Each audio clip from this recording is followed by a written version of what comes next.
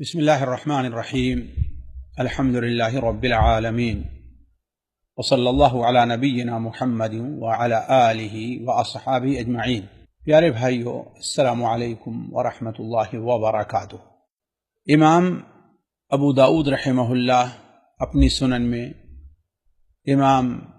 نسائی رحمہ اللہ اپنی سنن میں، امام ابن ماجہ رحمہ اللہ اپنی سنن میں ایک تابعی حضرت ایاس ابن ابو رملہ شامی رحمہ اللہ سے نقل کرتے ہیں کہ ایک مجلس میں حضرت معاویہ رضی اللہ تعالی عنہ نے حضرت زید ابن ارقم، ایک بڑے مشہور صحابی ہیں، حضرت زید ابن ارقم سے سوال کیا کہ کیا تم نے وہ مشاہدہ کیا ہے کہ اللہ کے رسول صلی اللہ علیہ وسلم کے زمانے میں ایک دن میں دو عیدیں اکٹھا ہو گئیں؟ یعنی دو عیدوں سے مراد ہے کہ ایک ہی دن، یعنی گویا جمعہ کا جو دن تھا، جمعہ کے دن عید الفطر یا عید الاضحیٰ آ گئی۔ تو حضرت زید ابن ارقم نے کہا کہ جی ہاں، میں اس وقت موجود تھا۔ تو حضرت معاویہ رضی اللہ تعالی عنہ نے فرمایا کہ آخر پھر اللہ کے رسول صلی اللہ علیہ وسلم نے اس وقت کیا کیا؟ آپ صلی اللہ علیہ وسلم نے کیا فرمایا؟ حضرت زید ابن ارقم کہتے ہیں کہ نبی کریم صلی اللہ علیہ وسلم نے عید کی نماز پڑھائی،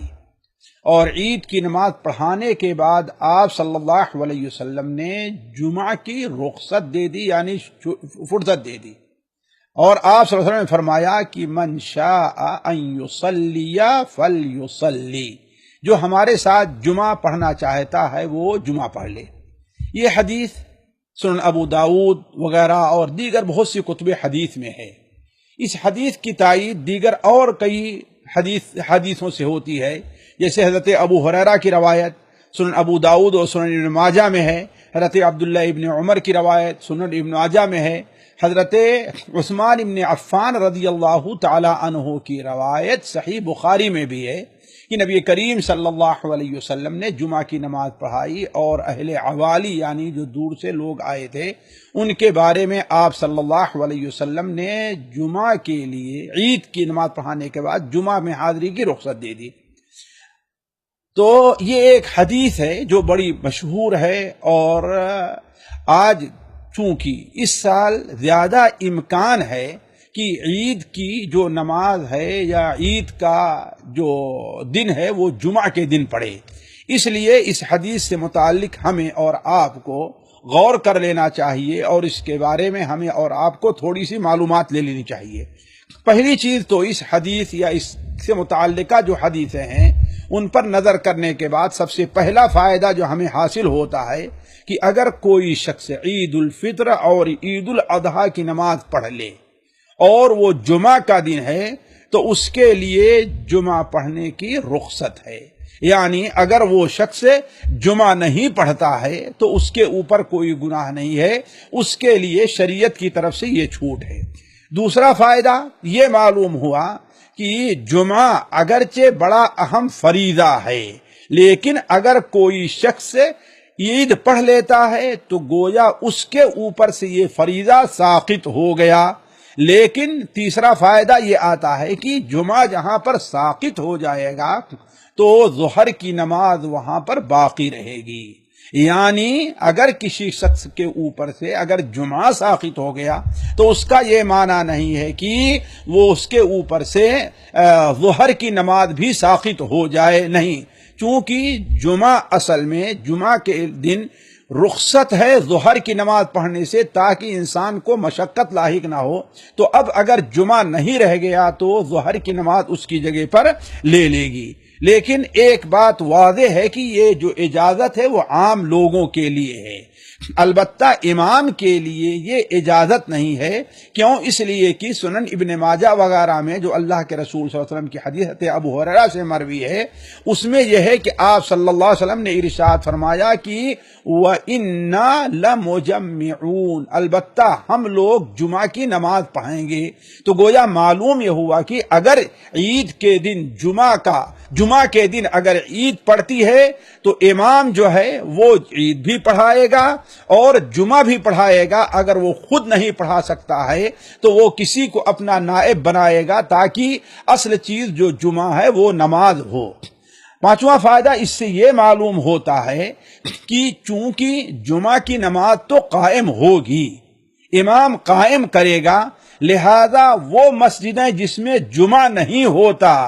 ان مسجدوں میں اس دن ظہر کی اذان نہیں ہوگی اور نہ ہی وہ مسجدیں کھولی جائیں گی. کیوں؟ اس لیے کہ اس طریقے سے تشویش ہوگی. پورے شہر کے اندر کوئی جمعہ پڑھ رہا ہے اور کوئی آدمی ظہر کی نماز پڑھ رہا ہے، ایک جمعہ کی اذان ہو رہی ہے اور دوسری اذانیں ہو رہی ہیں، تو اس سے اہل علم منع کرتے ہیں. شیخ ابن باز ہیں، شیخ ابن عثیمین ہیں اور علامہ البانی رحمہ اللہ وغیرہ ہیں، وہ منع کرتے ہیں کہ پھر اس دن جمعہ کی نماز تو ہوگی، البتہ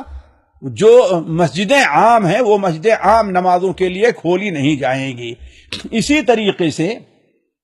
اگر کہیں عید کی نماز پڑھنے کے بعد لوگ متفرق ہو گئے، اس مسئلے کو سمجھ لینا چاہیے، اس لیے کہ بعض جگہوں پر یہ صورتحال پیش آتی ہے. مثال کے طور پر میں دوں، ایک گاؤں والے جہاں پر جمعہ کا قیام ہوتا ہے اور وہ ایسا دن ہے کہ سخت مشغولیت کا دن ہے، کھیتوں میں کام کرنے کا دن ہے یا اور کچھ دن ہے. اب عید کی نماز پڑھ لیے، اس کے بعد وہ اپنے کھیت باڑی میں چلے گئے. اب گاؤں کے اندر جو ہے امام صاحب رہ گئے یا مؤذن رہ گیا اور کوئی دوسرا وہاں پر نہیں دکھائی دے رہا ہے. تو ایسی صورت میں علماء کہتے ہیں چونکہ جمعہ کے لیے جماعت شرط ہے، اب جماعت نہیں رہ گئی تو ایسی صورت میں امام مسجد میں ضرور رہے گا، البتہ وہ جمعہ کی نہیں بلکہ وہ امام اور مؤذن جو دو آدمی ہیں وہ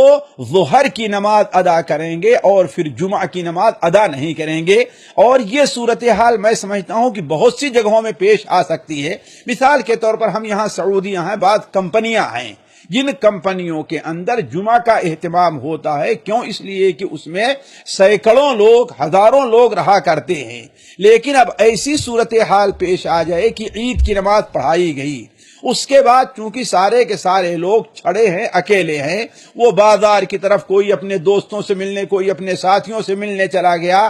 اب نماز کے اندر یعنی جمعہ کی نماز میں مشکل سے ایک یا دو لوگ رہ گئے ہیں، تو ایسی صورت میں وہاں پر امام حاضر ضرور ہوگا لیکن جمعہ نہیں پڑھائے گا بلکہ ظہر کی نماز پڑھائے گا. آخر میں یہ بات بالکل واضح رہنا چاہیے کہ ہم یہ جو کہہ رہے ہیں